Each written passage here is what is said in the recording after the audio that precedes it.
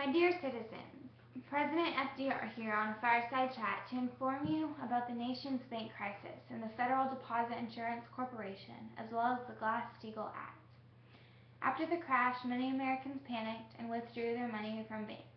In 1929, 600 banks closed, and by 1933, 11,000 of the nation's 25,000 banks had failed. Because our government did not protect or insure bank accounts, millions of people lost their savings. The Glass-Steagall Act, also known as the Banking Act of 1933, was passed by Congress in 1933 and prohibits commercial banks from engaging in the investment business. It was enacted as an emergency response to the failure of nearly 5,000 banks during the Great Depression closing. The act was originally part of my New Deal program and became a permanent measure in 1945. It gave tighter regulation of the national banks to the Federal Reserve System.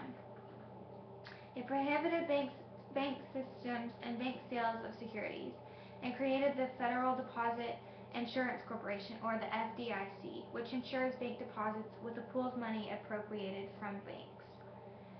Beginning in the 1900s, commercial banks established security affiliated with the floating bond issues and underwrote corporate stock issues. As a result of the banks closing an already devastated economy, public confidence in the U.S. financial structure was low. In order to restore the banking public's confidence that banks would follow reasonable banking practices, Congress created the Glass-Steagall Act.